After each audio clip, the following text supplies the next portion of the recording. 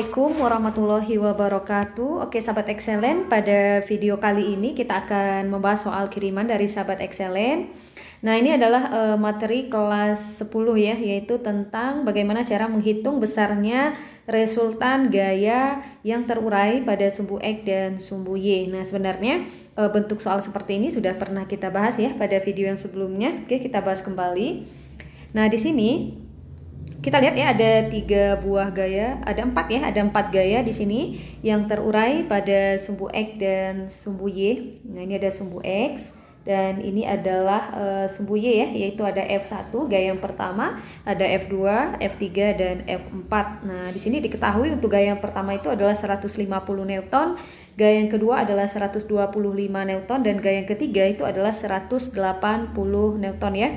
Nah jika kalian ingin menghitung besarnya resultan gaya yang bekerja pada resultan ya, maksudnya resultan gaya dari vektor-vektor gaya ini, yang perlu kalian cari terlebih dahulu adalah jumlah. Nah, yang pertama yang dicari adalah jumlah gaya yang bekerja atau yang terurai pada sumbu X. Nah, kita cari dulu jumlah gaya yang terurai pada sumbu X.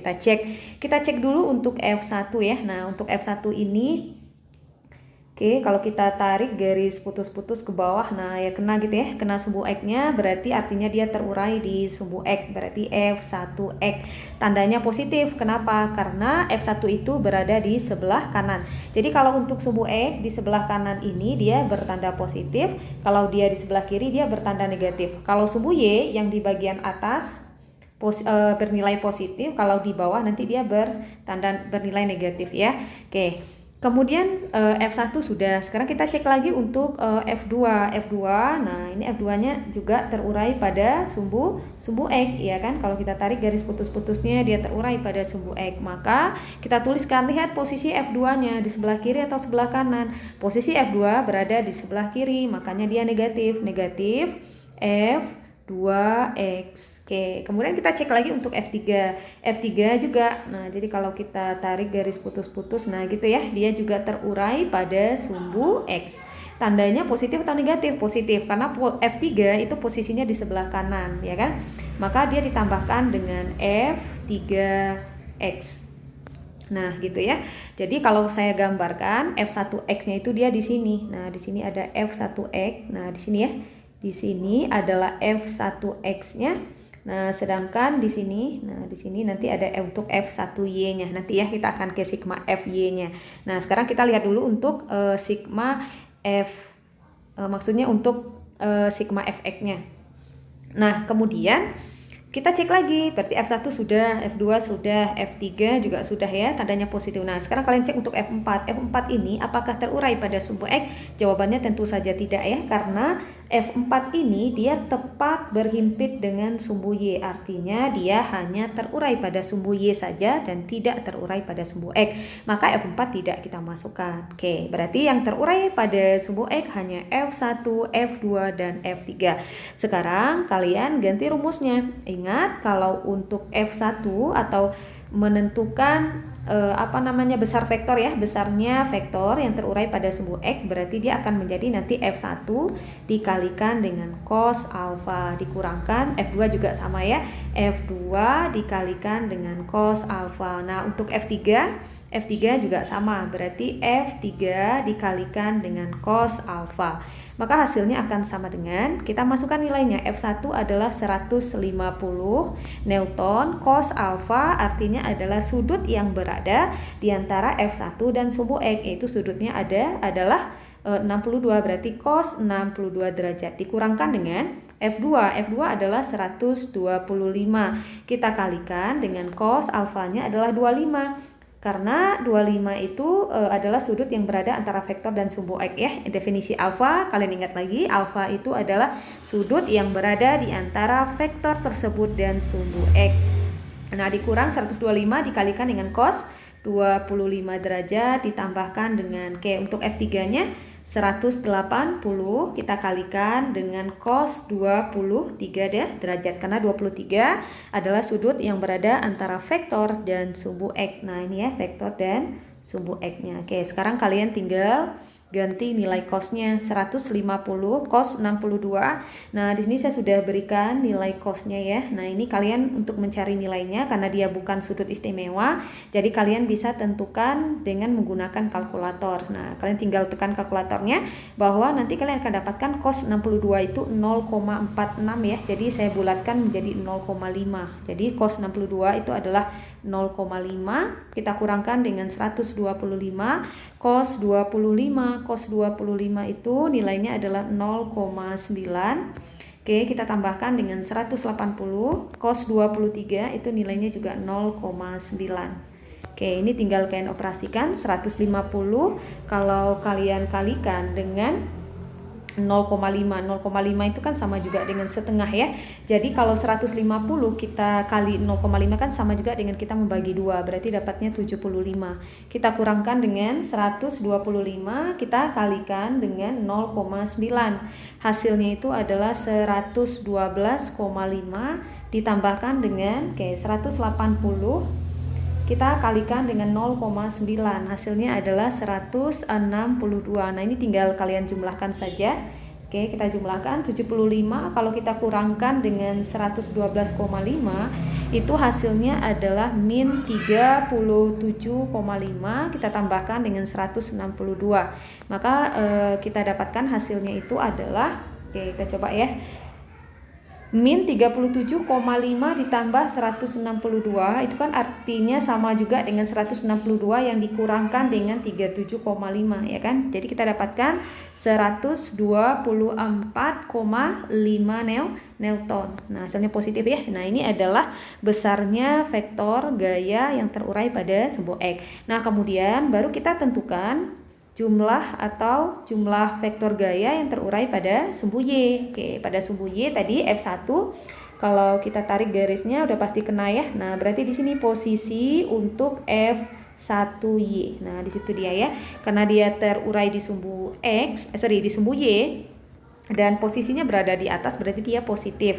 Berarti kita masukkan F1Y. Oke, berikutnya kita cek lagi untuk F2. F2 juga terurai. Nah, dia kena ya. Berarti di sini dia posisi untuk F2Y juga terurai karena posisinya di bawah ya. Kalau Y kan kalau dia di bawah negatif ya, berarti min F2Y. Kalau F3 sudah pasti masuk juga. F3 juga terurai pada sumbu sumbu Y. Maka karena posisinya juga di bawah juga dikurang ya, F3Y. Kemudian untuk F4, nah karena dia tepat berada di sumbu Y, nah dia berhimpit ya di sumbu Y, otomatis dia terurai di sumbu Y. Dia juga di bawah, berarti dikurang juga, yaitu F4Y. Oke, sekarang kita masukkan nilainya. F1Y kalau untuk menentukan besarnya, kalau terurai pada sumbu X kan kita kalikan cos alfa ya. Kalau di rumusnya, kalau dia terurai di sumbu Y berarti kalikan dengan sin alfa. Nah, ini rumusnya. Dikurangkan dengan, ini juga sama, F2 sin alfa, F3 juga ya, F3 sin alfa. Nah, untuk F4 karena dia di sini tidak memiliki sudut ya, artinya dia berhimpit dengan sumbu Y di sini. Nah, kalian tidak usah tuliskan sudutnya, jadi langsung saja F4-nya. Jadi tulis saja F4. Jadi tidak usah dikalikan dengan sin lagi. Oke, sekarang kita tinggal masukkan nilainya. F1-nya berapa? 150 kalikan dengan sin. Nah, alfanya dia ngikut ya. Alfa di sini untuk F1 berapa tadi? 62 derajat dikurang F2-nya 125 dikali sin. Nah, lihat ya sudutnya di sini juga sama, alfanya 25 derajat. Kemudian F3 180 dikalikan dengan sin 23 derajat ya, alfanya 23 derajat. Kita kurangkan dengan F4 130. Oke, kita kalikan dulu. 150 dikali sin 62. Sin 62 itu 0,9 dikurangkan 125, sin 25 itu 0,4 dikurang 180, sin 23 itu 0,4. Oke, dikurangkan dengan 130 ya. Oke, sama juga dengan, nah ini tinggal kalian kalikan. Oke, kita coba kalikan dulu ya. 150 kita kali dengan 0,9 itu hasilnya adalah 135. kita kurangkan dengan, kemudian 125 kita kalikan dengan 0,4. Hasilnya adalah 50. Hasilnya 50 dikurangkan, kemudian 180 kita kali dengan 0,4. Hasilnya adalah 72. Kemudian kalian kurangkan dengan 130. Nah, ini tinggal kalian kurangkan saja ya. Jadi 135 kita kurangkan dengan 50, kita kurangkan dengan 72 ya. Kemudian kita kurangkan dengan 130. Nah, maka kita dapatkan hasilnya itu adalah negatif ya. Min 117 Newton. Nah, oke. Bagaimana sahabat excellent? Paham ya? Nah, sekarang setelah kita dapatkan sigma Fx dan sigma Fy-nya, baru kita bisa menghitung nilai resultannya. Oke, kita hitung di sini. Saya hapus dulu ya. Oke, kita akan menghitung besarnya nilai resultannya. Maka R, dia akan sama dengan akar dari sigma Fx yang dikuadratkan, ditambahkan dengan sigma Fy yang dikuadratkan. Oke, kalian tinggal masukkan nilainya di sini. Sigma Fx-nya tadi kita dapatkan berapa? 124,5 yang dikuadratkan ditambah sigma Fy-nya min ya.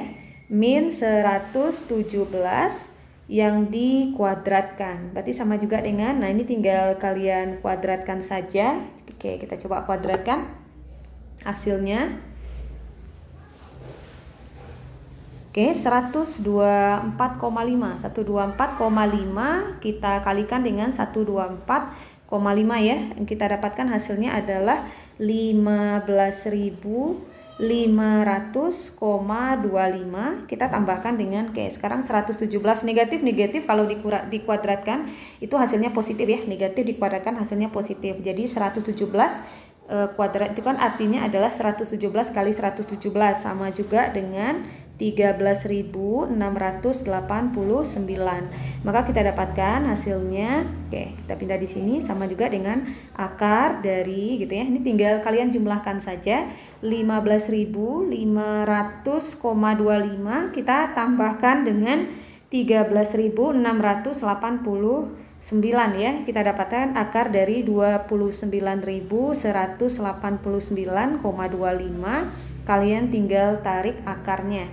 Akar dari 29.189 ya, akar dari 29.108,25. Nah, akarnya itu adalah 170,84. Nah, ini dia jawabannya. Maka besarnya gaya resultan yang bekerja ya pada 3 buah vektor gaya itu adalah sebesar 170,84 Newton. Oke, mungkin kalian nanti bisa cek lagi ya untuk hitungannya. Mungkin ada yang keliru tadi ketika mengalihkan atau ketika menjumlahkan ya. Yang terpenting adalah bahwa jalannya, kalian ingat lagi urutannya. Kalau ingin menentukan besarnya gaya resultan yang bekerja pada vektor jika terurai pada sumbu X dan sumbu Y, tentukan dulu jumlah gaya atau jumlah vektor yang terurai pada sumbu X, kemudian jumlah vektor yang terurai pada sumbu Y, baru kemudian kalian hitung besarnya resultannya. Oke, semoga membantu. Jangan lupa untuk mendukung terus channel ini dengan cara menekan tombol subscribe, kemudian jangan lupa like dan share video ini ke teman-teman kalian. Oke, terima kasih. Assalamualaikum warahmatullahi wabarakatuh.